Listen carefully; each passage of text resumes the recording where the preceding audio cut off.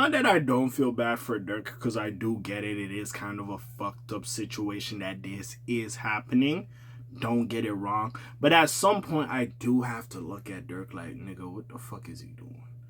Like, again, who knew Durk would get caught up in some shit like this? We didn't expect this shit, but even still, it's kind of like a... But if you don't know, let me just read it for you. So Lil Durk asks his fans to help him with his lyrics come under scrutiny in murder for hire case. Now again, do I approve when they do this shit? No. We seen it in the Young Thug situation. Even though there was videos of Young Thug talking crazy, which I'm like, I'm surprised they're using the lyrics, because there was some videos of Thug talking crazy to niggas. But again, so with this Lil Durk shit, I'm not surprised they're going the lyric rap. Because if we really sit there and listen to it, I'm surprised they're not really using the DJ Academics or some other interviews that he did when the people keep telling me to spin for Vaughn, but I already did that. Y'all just don't know about it, or whatever the fuck he said. Which, honestly, like I've been saying in a lot of these videos, listen, if we're going to condemn Lil Durk, yes, we get it. He is monetarily up. He has money. I'm not here to argue none of that. He has money. He shouldn't be involved in such practices, and he should be generating wealth for his kids and himself and living a nice life. He made it out of them situations. He should be enjoying the fruits of his labor, which is 100% correct. I'm not here to fight nobody on that matter at all, that way of thinking. But I will say this about the little situation, though. When you do lose someone, good or bad, you become very emotional, and sometimes at the time you are not thinking things through 100% at the time. So you might go do some stuff, especially at the time when everybody in your inbox, you lost your mans, you upset, you lost your friend, you sad, you lost your friend. The people who took your friend's life is flourishing, and sure, you're a more popular artist, they're still flourishing, you're still getting money, they're still getting to it. Your man's is, what's it called, in a box, you know what I'm saying? Unalive, you know what I'm saying? So it's like, I do understand it, you know, that emotional distress, that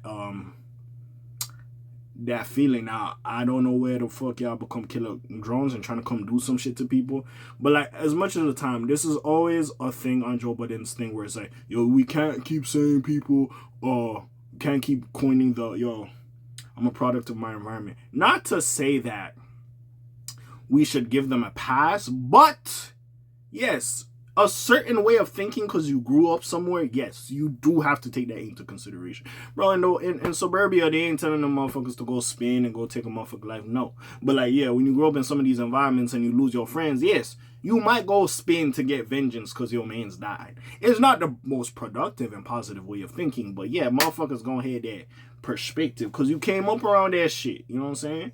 And we didn't have the best role models who's telling us not to go do that shit. And honestly, niggas ain't fighting no more, bro. Motherfuckers gonna pull up with switches. So it is what it is. You lost your mans, you upset, you mad at the world, and you want to go get revenge because the person who did that to your friend is alive and well. So, again, I don't condone it, but I understand. I'm not gonna sit here and act like I don't understand shit. I've lost some motherfuckers. I was mad. I was mad as hell the motherfuckers got taken. But anyways. Lil Durk is attempting to get out on bond ahead of his trial, which is scheduled to begin on October 14th. Lil Durk has called... Damn, October 14th. Anyways. Lil Durk has called for the help of his fans after the government seized his unreleased track, Scoom His Ass. Wasn't Scoom a rapper on the Lil Jeff side? And he passed, like, people, like, took his life, like, a couple days or even a month or two after Lil Jeff passed. Because I talked about it. So that's who I'm thinking of when he talk about school. But anyways,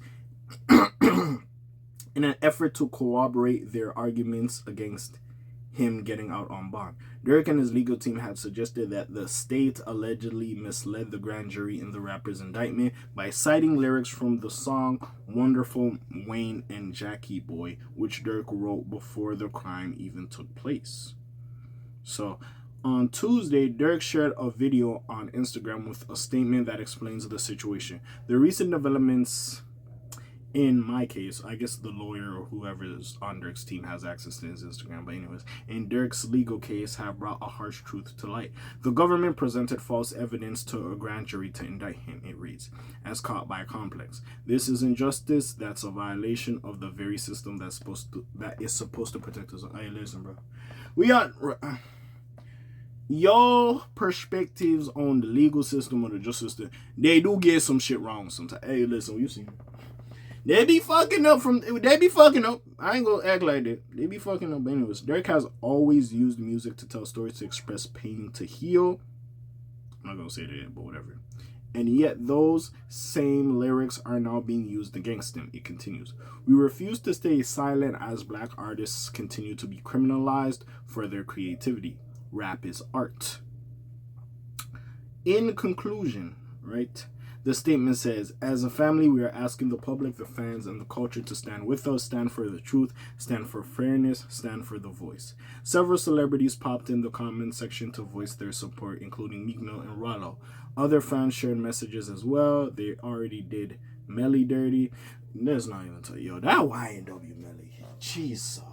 Let that nigga go. I ain't gonna lie, bro. Because y'all, it seems these niggas ain't got shit.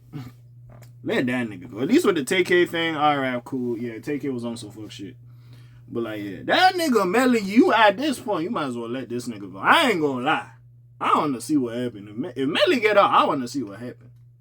But anyways, I hope they're not gonna do the same with you. Free the voice. One user wrote, another added, free the voice till it's back up. Nigga, we always say that shit. But yeah, man, they do this a lot. They're trying to do this to Thug and his YSL Rico. We just gotta wait and see. Again, I do understand the point. Yes, it is art, so we should not do that shit. Yeah, people have artistic expression. You should not take that just as them admitting to doing heinous crimes. But at the same time, a lot of y'all drill niggas or that came up from the drill niggas or y'all gangster rappers, y'all be telling on yourselves. So it's like, you know what I'm saying? Like, it's like, nigga, hey, it's like, stop telling on yourself. Now again, y'all try to clean it up, but y'all trying to talk about situations that been happened and you can't face no legal scrutiny from. But even still, like, sometimes y'all just get caught up in some shit. Some of y'all niggas are just brazen and will still be doing some of these activities and just say, yo, you on that type of time. So hey, we gotta see what happens with this little situation. But besides that, what do y'all think? Comments down below, links in the description. Besides that, it's your friendly neighborhood K.A. signing off for today. You heard me? I'm gone. Shalom, Zoom, peace, y'all. Gang. Aye.